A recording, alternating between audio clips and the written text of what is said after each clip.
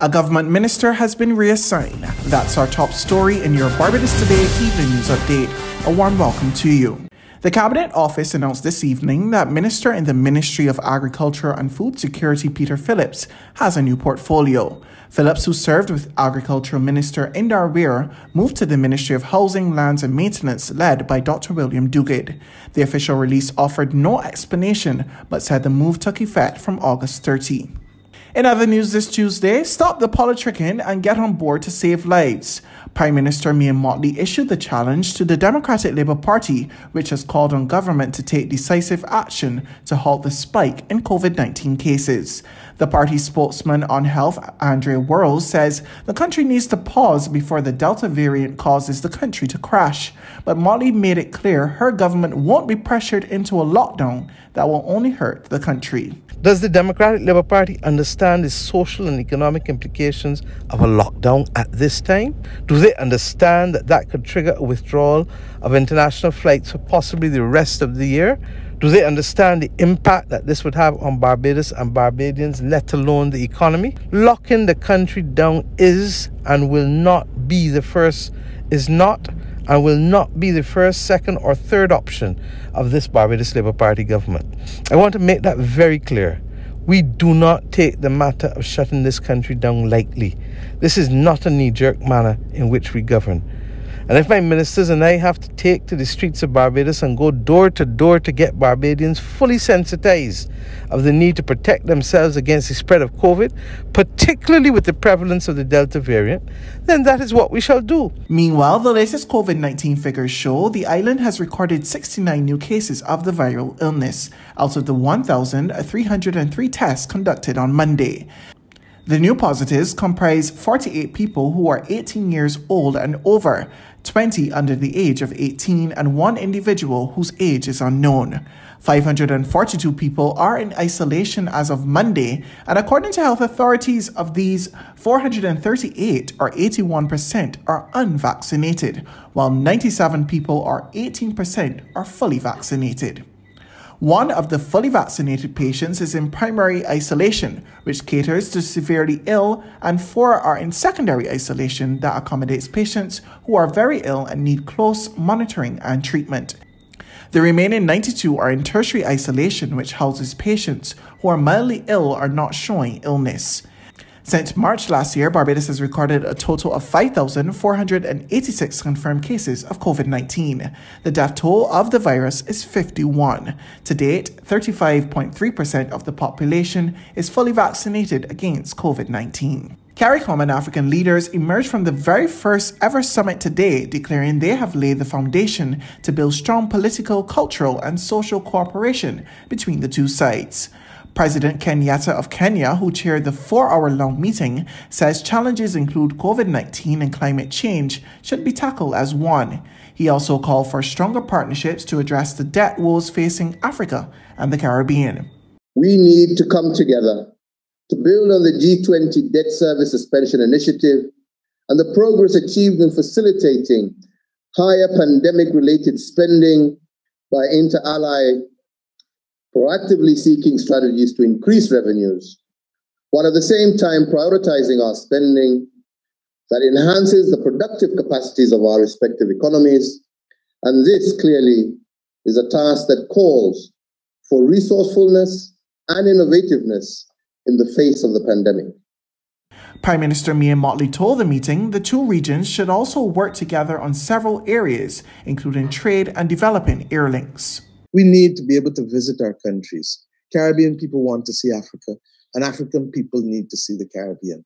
We need to be able to work together, not just in the interest of a colonial civil service or because people brought us here against our will.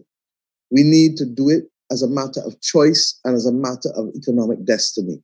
We need equally to recognize that our common habits in food, our common likes in food, from yam and cassava to jollof rice to pilau, to the influence of immigrants from other parts of the world, have made our regions rich.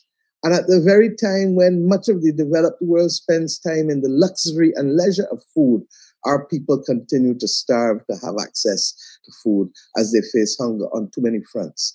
Let us use that very same food to create the economic wealth and prosperity. There's regional and international news after this short break.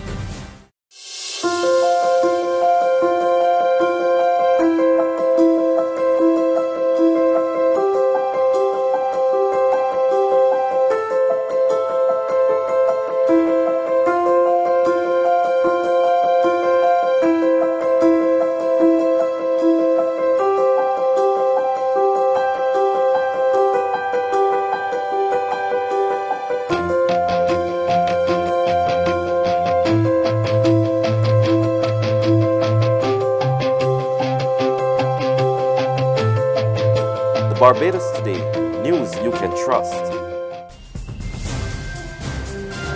To regional news now, in the Bahamas, ahead of the upcoming election, legal challenges are looming.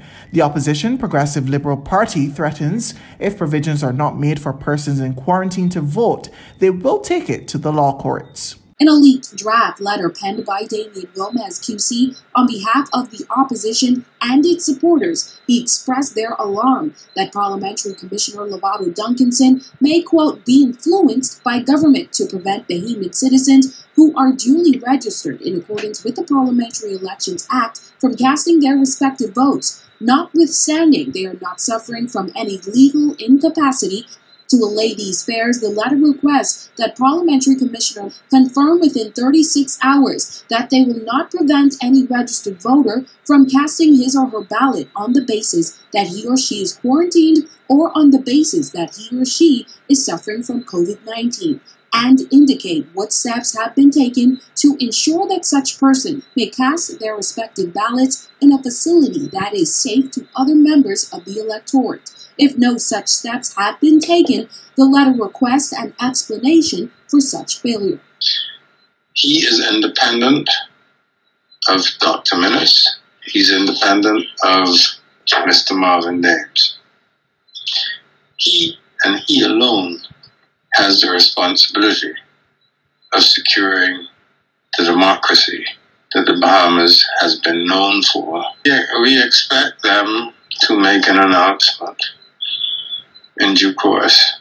Further afield, the Taliban has announced the formation of a hardline interim government for Afghanistan, with key roles being shared among veterans of the military group and their allies in the US-sanctioned Happy Garrett network.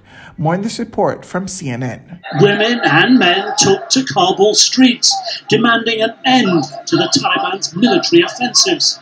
We are participating in this protest for human rights. We want to stop killing. Anger too at Pakistan, who many Afghans blame for the Taliban's rapid rise to power. The Taliban responding with gunfire, this time at least over protesters' heads. Also detaining some of the women, beating and arresting several journalists before releasing them several hours later, according to social media accounts. The Taliban commander at the protests blaming America. What is there to protest against, he said. We're in an emergency situation. The United States is giving them money. There is no other problem. Hours later, the Taliban announcing their new caretaker government. Top jobs to hardliners, with a track record of imposing a strict interpretation of Islamic law. The powerful Interior Ministry going to Sirajuddin Haqqani. The FBI says he has close ties to Al-Qaeda, has a $5 million bounty on his head, and is under UN sanctions for connections to terrorism. That's news, but for the very latest, you can visit us at www.barbadostoday.bb. You can also subscribe to our e-paper, email updates, or like us on Facebook, and sign up for our breaking news alerts via WhatsApp. We're also on Izumi Media and bus terminals, as well as Screenplay at supermarkets and gas stations near you. You can also hear us on Capital Media HD 99.3 FM.